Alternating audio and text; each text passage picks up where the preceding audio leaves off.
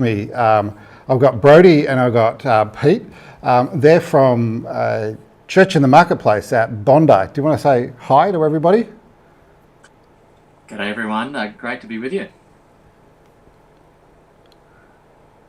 Brodie's G'day. thinking about it. There you go. Good. There he Yeah, is. yeah, Good. I'm Brody, youth and young adults pastor at Church of the Marketplace, Bondi Junction. Don't worry, Fantastic. you And can't catch COVID over the internet. It's fine.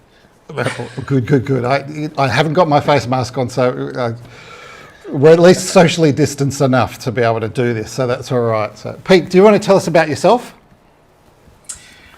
Look, we're having a great time at Church in the Marketplace despite the lockdown. We've been here for about 6 months now. Carly and I moved up from Gerringong in the Illawarra, having been there for 15 years, up at Big Smoke here in the eastern suburbs, and having a whale of a time getting to know a great bunch of people, a wonderful bunch of disciples in a very eclectic, very different environment, and having a great time seeking to make disciples of Jesus Christ, brother. Fantastic. And Brodie, how about yourself? Yeah, look, I've been at Church in the Marketplace for 4 years, going on 5. Just been loving it, just seeing God do amazing things like building that discipleship culture, and just seeing God move. And it's really cool that we have Peter on board. That's pretty exciting. So loving it, can't complain. Can't complain. Fantastic. Yeah, Pete's only been there for since the beginning of the year. Was that right? Yeah, that's right. So we sort of moved in, coming off the tail end of the previous lockdown. So coming to a new church with face masks, meeting a new congregation with face masks on was not ideal. We then received a little bit of liberty before, of course, being shut back down again. Shut back down. Yeah, you being in Bondi, you've been in lockdown a bit longer than the rest of us in Sydney. So, how's all that going for you as a church? By the rest of Sydney. Well, we're sharing. We see, New South Wales very share and share alike, kind of place at the moment. So we're sharing it around. So, but how's it going for you as a church? In this lockdown space. I'm very pleased. I'm very encouraged by people. I mean, I spend my mornings sort of preparing for our online worship, and our afternoons trying to sort of ring around people, trying to connect as best I can, and making sure that the community stays intact. And I'm very encouraged. I mean, quite often I will get someone on the phone. They'll say, "I just got off the phone from one of the elders." So I think we're making the best of a difficult situation. I think as a church family, we're relatively close knit. We've got a lot of people that do come and go, given the nature of where we are, right in the middle of Bondi Junction there. But certainly the core church family and most of the fringy type people, I think, are feeling loved and cared for. They're not being abandoned, and I don't think too many people are slipping through the cracks at this stage. At least that's what we're working towards. That's the theory we're working towards. The online stuff's going well. Brodie's doing a great job with that stuff for us. I think we're punching above our weight in terms of the production values, getting very positive feedback on our online service each week, and numbers are good. People are happy, and I think really we're doing everything we possibly can, I think. Fantastic. No, that's brilliant. And Brodie, you run up the youth and young adults kind of ministry as well as music as well. And by the sounds of it, you're also tech behind the scenes stuff too. Jack of all trades. Jack of all trades. So how are you doing youth and children's ministry? Yeah, so at the moment, we've actually moved everything online because obviously we can't meet. I mean, that's always challenging. Because we love because we have a gym and we just love being able to play basketball and all that. We've actually made Minecraft server, which is really cool, which is it's a great way to just connect with kids. And actually I was texting one of the kids today and I was like, "Oh, do you want to hang out later and play Fortnite?" so just figuring out ways to connect with kids on their level. So what we've actually done is we've made a full Discord for the church. So we actually run our Friday night meetings on the Discord, which is really cool. So it's very similar to Zoom. You can have you call up, you can be on the phone, video calls, and then you can play games whilst being on Discord. And then so that's what we're doing. Yeah, so I mean, it kind of sounds like you get to have the best of both worlds, being a gamer. Are you a gamer yourself, or I play a few games, yeah. you play a few games? Okay, yeah. I'm all thumbs, so I'm terrible. So We're a generation too late, brother. You and I are still back on Pac-Man and Space Invaders, right? that's right. If it's really slow, it's okay. My reaction time works well with that. But yeah, like look, engaging people on the level they're at is such an important thing to do, really, isn't it? So it's not about pushing further. It's about where we can engage people, and that sounds like a fantastic thing in that children's and youth ministry space. And the idea about having your own personal communication server through Discord is really cool too. Loving that. So that's something that we haven't tried at New Beginnings. I know some of our young adult stuff, they were doing some trivia stuff over Facebook and stuff together. So they were working it that way. So just different ways of trying to keep people connected and socialising and doing things that will engage. Yeah, it's fantastic. Tell us a little about how you're doing worship. So. Okay, Brady, you tell us. Oh, okay, sure. So we're actually doing it all pre-recorded at the moment. So that's kind of, I'm not sure how it's going to work this week, but previously, like, I'd get to go out on Fridays and we'd film the message and all of that stuff, and then we'd kind of splice it all together and have it ready for Sunday, and then we'd actually and I think the thing we found was, so we use this platform called online.church. You're probably familiar with it, but it's just platform. really good because you get, it's more interactive, so people can write in the chat, and you can actually have little breakout rooms where you can pray with people when they're coming into the service. So it's very interactive, and that's kind of how we're doing worship. And we're just using at the moment pre-recorded songs. Because I'm not too sure if anyone's keen to come into Bondi Junction to do music at the moment, but hopefully that might change soon. But that's kind of how we're doing it at the moment. We're getting people to upload Bible readings and prayers from exactly, home and then stitching them all together. So that way they're still seeing people from the congregation. It's not just Brody and myself. You're seeing all the regular people in their home environment being watched by people at their home. So we're pre-recording throughout the week, and then Brady does a great job of editing it all together for us. Yeah. So I bet you didn't think you were a video editor as part of your job description when you came into the job in the first place. So I'm a pro now, so what can I say now? Yeah, fantastic. But the crew that does that church online platform is fantastic. So Life Church in the US provides that free of charge to churches and actually pays for all that resource infrastructure to actually make that platform work. So I think that's a fantastic and amazing ministry, and it really has just allowed, we at New Beginnings we use that as well as part of our online platform, and so it just allows you to stream your video straight into that space, and people can then communicate and chat, and you've got all these great things. You can put moments up, you can put other things into the chat for people. It's a sense of trying to create engagement. How about that kind of... It's next level, really, Simon, isn't it? What I appreciate is that people can chat. So they're not just looking at a website, they are engaging. That, people can chat to each other, comment, ask questions, make prayer requests. So that's the beauty of that platform. They're not just logging onto a website and watching a service. They're actually a part of a community where a lot of people are asking their questions and interacting as they go. Yeah, exactly. But and like pushing into that a little bit further, how do you then create community in that kind of space? Do you do like what we're trying to do is have like a Zoom conversation after our service that we have, where you can come together and then kind of use that breakout function rooms where people can pray together and have those conversations where people catch up. How about you guys?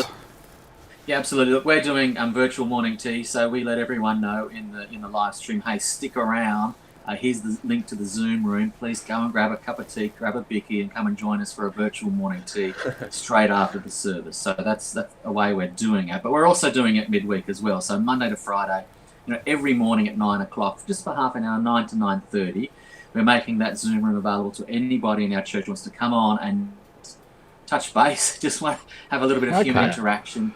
And so it does tend to be the core churches. So it's not particularly helpful in reaching out to those fringe folk, but it does provide, I think, a really valuable service for some of the core church people who are comfortable with Zoom, who are comfortable with each other, and just say, "G'day, how you going? What's news? What can we be praying for?" A brief time of devotion, and we have a time of prayer, and and this morning's chat was a great example. We had a great old chat about what's in the news and what you can trust and who you can trust, and through it all, God is still sovereign. So that's something that we're doing. It's an opportunity we've made available, not compulsory. Some people will only come once a week. Some people don't come at all. Some people are there every morning. So it's an option that is there if you're feeling like you're wanting some community. 9 o'clock every morning, we'll be there. Yeah. Oh, that's brilliant. And you host that? Yep. Yeah. So I make sure that I'm there, and we basically just anyone that can log on into the Zoom room can have a chat. A couple of mornings that I'm not there, they don't need me to be there. They're quite capable of doing it themselves and chatting and praying. Yep. Yeah. I mean, and the ability of churches to actually use technology now has gone from where it was, a bit over 12 months ago, where you're going, oh, we wouldn't even have thought of doing that, to now this is just almost everyday kind of occurrence for us. It's just amazing. It's just a testament to how people can adapt. We're living in the future, Simon, aren't we? we're living in the movies that we watched growing up as a kid. Yeah, well, we now have watches that we can actually do more than tell the time on now, so we can talk on, Inspector Gadget style. So yeah, I love that. I love that sense of community that you're building in that space. And the interesting thing is, it is for those people who are parts of the church and like more connected, but that's the connection they really need. So it's actually providing that deep connection for people and space. So yeah. Question for you. So and this has been something that's on my heart, especially is about how do we do discipleship in this online space, in what we do as a church normally. So just have a little chat. So tell us a little bit about what you guys do to build disciples in the first place. So the people within your church, how do you build them up so that they can become disciples that will make disciples? So really, how do you help people be evangelists? How do you help people get depth in their biblical knowledge? How do you help people reach out beyond themselves, that not just in the church, but beyond themselves, to show that love, that care, to really pull in that whole thing about the great commission of Jesus Christ to go and make all disciples in all of the world, but through the actions of loving the neighbour, through the great commandment. So tell us a bit about what you guys kind of do, and any resources, programs, stuff that you do. So. Yeah, Brady, do you want to give us a bit of a history about where things have been at for CMP before? Yeah, sure. Well, I don't know if I could say I have a program or a formula that builds disciples, but I think for me what really works is having just personal connection with everybody that you meet. And I think that actually really speaks volumes. And I think it was actually Peter said this to me when he kind of started here. He said, people don't care about how much you know until they care about how much you care about them. So I think just building that, and then it starts to open them up. So I'll just share this. So last night we had our Wednesday night Bible study. It was incredible. So one of the ladies who comes, she's been coming for about maybe 2. We've known her for 2 years. She's insanely smart. She's doing a PhD. But man, last night was amazing. She opened up, and we were talking about. We're going through the book of Galatians. We're on chapter 3, and we were talking about how God actually transforms the heart, and you go on a journey of transformation with with Jesus. And then at the end, we were just chatting about how we have felt that transformation happen in our lives. And she just opened up and was, just kind of sharing that with us. And one of the things she said was, coming to this group before, she used to have she said to us, "Oh, I used to have enemies, but it wasn't until I came here that I realized actually I got to pray for my enemies and love my neighbor." And that was a part of a transformation process for this person, just being a part of our little Bible study on a Wednesday night. So that I was just like, that's amazing. That's fantastic. Yeah, So that for is us, I think fantastic. that's It's amazing. that's a journey Yeah. of discipleship, and so that's one story. Cool. Right, Hey, you, brilliant. Yeah, look, I think it's fair to say the Church in the Marketplace, we don't have a holistic sort of approach at this stage. I think we've been doing sort of the traditional thing of, the church has run Alpha very successfully in the past. Our location right in the middle of Bondi Junction lends itself to Alpha. Brody and I, was it just last week, brother, we were supposed to be starting a new Alpha for the first time in a couple of years, and of course the lockdown put the kibosh on all of that sadly. So we were very much excited, looking forward to running Alpha. Yep. Yesterday, speaking to a local Anglican colleague who sort of said, look, I think the new Alpha resources are absolutely top shelf. They're fantastic. For some reason, the Sydney Anglican Diocese is a little bit down on Alpha, doesn't always seem to promote it, but he said it's the best one out there. So we're very keen to be running Alpha as our front line, mission engagement, who Fantastic. is Jesus? Brilliant. Come and get to know this fella Jesus in Yep. a non-confrontational, very hospitable atmosphere. So that's definitely high on the agenda. And of course, coming out of Gerringong, we're a little bit behind yourselves down there at New Beginnings, having gotten on board the Building a Discipleship Culture train. And that for me was very helpful because it gave sort of a structure, it gave a framework upon which to hang all the various different elements of your ministry. So the small groups and your kids clubs and the youth group all made sense because they fitted into the bigger picture of, that we need to be about the business of making disciples of Jesus Christ. So, I don't think I'm that long in the tooth, but I've been in the church too long now to be worried about playing church. I'm over playing church. I'm over just running programs. Having been in the church since a teenager and seen youth kids come and go and cycle through, I'm over it. I'm not wanting to just provide programs. I'm wanting to make disciples of Jesus Christ. And unless we're doing that, then frankly, we may as well give up. I've got better things to do with my time. So we're really wanting to push hard into this concept of making disciples, of fulfilling the Great Commission. It's why we do what we do. It's why we gather. Everything else comes under that broad banner of making disciples who make disciples.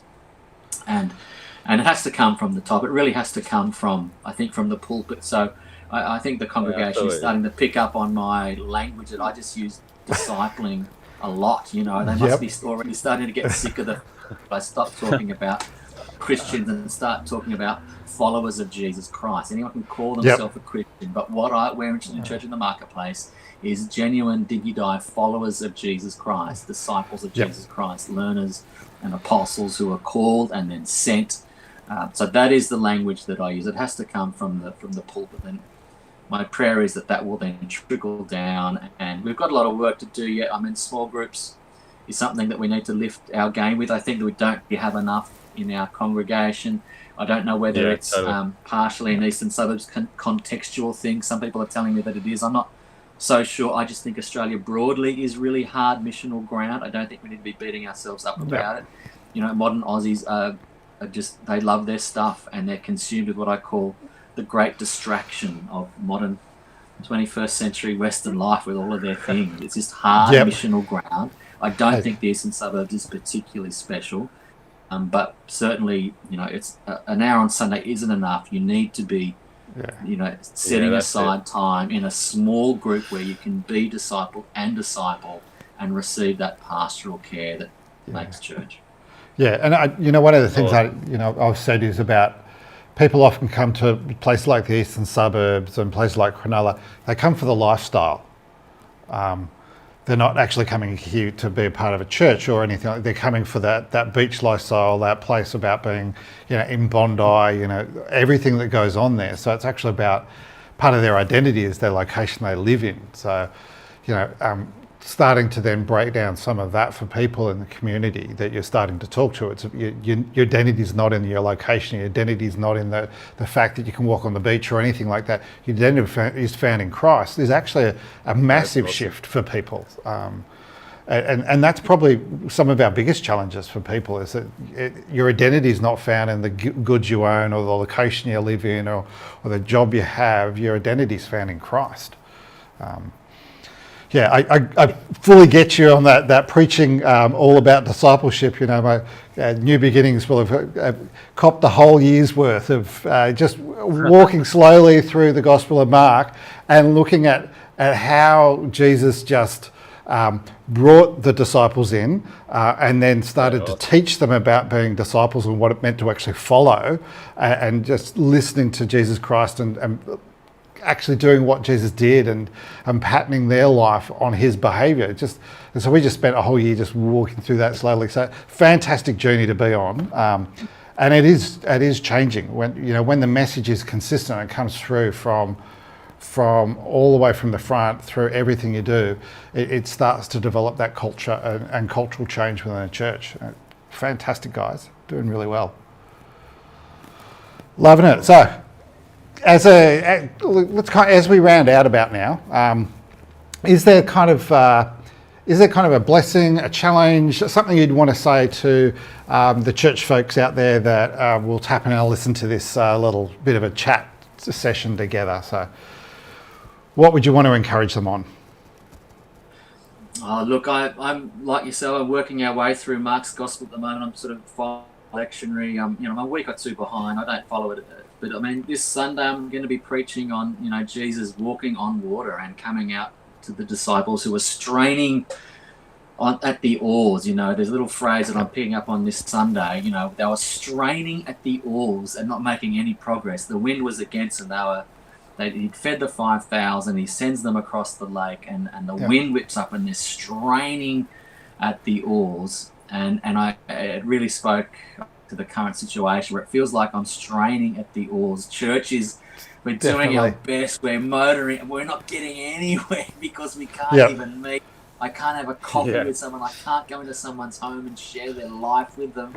So it feels like we're straining at the oars, not making any progress at the moment. But of course, Jesus comes to them in the midst of it all miraculously and takes them to the other side. So preaching to myself as much as anybody, like I think any minister and anyone listening, is that, hey, let's keep straining at the oars, keep faithful, knowing that if we're faithful to the job, to the role we've been called to, Christ will meet us. And the struggle is, of course, part of the journey. They come to a fuller realization who Jesus is as a result of having struggled, and he meets them where they are and takes them to the other side, to their destination. Yeah, that's awesome. Brilliant, mate. Yeah. Brody, do you want to throw something out? Yeah, sure. I mean, just adding on that, I think it's just so. I mean, that's one of my favorite stories when Jesus comes to them in the storm, and I think, is it in Mark, and Peter walks on the water towards Jesus, but I've been kind of doing little preaches on that on my TikTok, and like, it's just so important to keep our eyes focused on Christ, because it's really because I think you're absolutely right, Peter. Like, it does feel like we're straining or like trying to row the boat, and it's like, where are we going? But it's like, but we have to keep our eyes fixed on Jesus, because it's really easy to become afraid and fearful of all the things going on in the world right now. Not just COVID, there's a whole lot of stuff happening, right? But it's like, but when we just center ourselves and fix our eyes on Jesus, that we can keep walking through the storms and just know that he's with us in the middle of all the craziness that's going on, which is just super encouraging. So fantastic. That's what I would say. Yeah, I love that image of straining at the oars that you were just using then, and my brain just went, that's exactly where we are. Like, that's what we feel like we're in society at the moment. That's what we feel like we're as a church. We're being battered by this headwind, and we just don't seem to be getting anywhere. Look, I'll have to tap in and listen to your message on this weekend, so that'll be good. Good, I'm sure it'll be on. A little, well, I suppose a little thing. We're trying to be a little bit creative in that, you know. It's not just me sitting in a room staring at the camera. We try to get out and about. So, my trusty cameraman and I here don our active wear, and we get an hour's exercise while we're out filming in a local location. Oh, okay. Bringing, we'll be somewhere down in the eastern suburbs where there's some people, some water related activities. So I'll give you the tip. Okay, cool. Nice. Looking forward to it. Looking forward I'm to it. afraid now. No. Need the cameraman. Bring your So- wetsuit, Brody, is what I Bring your wetsuit. Okay. So the thing that's probably making everybody afraid is that you're in your active wear and preaching in active wear. So that's the thing, It's isn't fine. it? It's Bondi, man. It's Bondi. It's just the natural habitat. Is that right? Exactly. Okay. Thanks, Brody. Thanks, Pete. It's been fantastic chatting with you today. It's Likewise. been inspirational for me, and I just love what you're doing and the work that you guys are doing there at Church in the Marketplace. So thanks very much, and hope to see you guys probably catch up on a coffee in person when we're allowed to. Yes. That would be Come on. awesome. Yeah. See